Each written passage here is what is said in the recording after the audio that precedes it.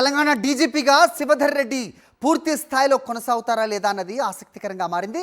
2 వారాల్లోగా పూర్తి స్థాయి డీజీపీ ఎంపికకు జాబితాను యూపీఎస్సీకి పంపాలని హైకోర్టు ఆదేశించడంతో డీజీపీ నియామక వ్యవహారం మళ్లీ తెరపైకి వచ్చింది. శివధర్ రెడ్డిని డీజీపీగా నియమించే సమయంలో ఇప్పట్లో రాష్ట్ర ప్రభుత్వం డీజీ కేడర్ ఉన్న అధికారుల జాబితాను యూపీఎస్సీకి పంపించింది.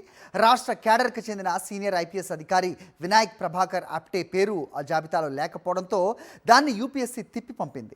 ఇక రాష్ట్ర ప్రభుత్వం అప్పట్లో పంపిన జాబితాలోని 2 అధికారులు జితేందర్, రవి గుప్తా ఉద్యోగ విరమణ చేశారు.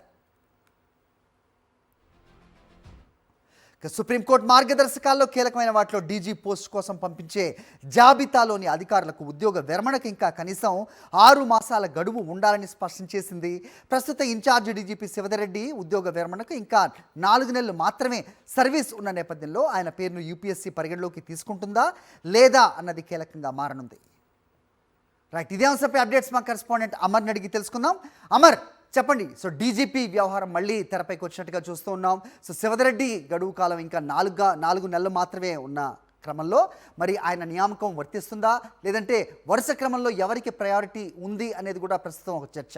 ఏంటి మీ దగ్గర ఇన్పుట్స్?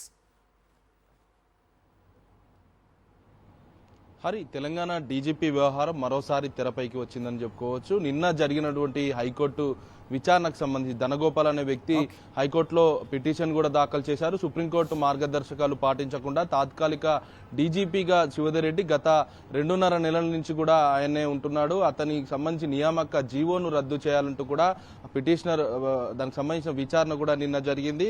అయితే పిటిషనర్ కోరిందని తోసిపుంచి ఆ తర్వాత ఉన్నటువంటి నియామక రద్దుకు సంబంధించి నిరాకరించింది హైకోర్టు. 2 వారాల్లోపు యూపీఎస్సీకి మరోసారి తెలంగాణ ప్రభుత్వం నివేదికను డీజీపీకి సంబంధించిన డీజీ క్యాడర్ లిస్టుకు సంబంధించి యూపీఎస్సీకి పంపాలని కూడా నిర్దేశించింది. ఆ తర్వాత ఉన్నటువంటి లిస్టుకు సంబంధించి కౌంటర్ కూడా దాఖలు చేయాలని తెలంగాణ ప్రభుత్వానికి హైకోర్టు ఆదేశాలు ఇచ్చిన నేపథ్యంలో ప్రస్తుతం తెలంగాణ డీజీపీ సంబంధించిన రేస్లో ప్రస్తుతం సివి ఆనంద్తో పాటు శివధర్ రెడ్డి, అభిలాష బిస్తాతో పాటు మరో 3 షికాగోయల్, ఇలా విపి అప్డే, ఇలా చాలా మంది కూడా ఉన్నారు. వీరి లిస్టుతో యూపీఎస్సీకి పంపుతారు. ఆ తర్వాత పంపిన తర్వాత ఏదైతే ఉన్నటువంటి 3 లిస్టుతో కూడినటువంటి యూపీఎస్సీ నుంచి మళ్ళీ తిరిగి వస్తుంది. ఆ 3లో ఒకరి మాత్రమే డీజీపీగా తెలంగాణ రాష్ట్ర ప్రభుత్వం నిర్ణయిస్తుంది. అయితే ముఖ్యంగా చూసుకుంటే ప్రస్తుతం ఉన్నటువంటి డీజీపీ అయినటువంటి శివధర్ రెడ్డి ఇలానే రెగ్యులర్ గా కొనసాగుతారా లేదా అనేది ఉత్కంఠ కొనసాగుతుంది. ఎందుకంటే అతనికి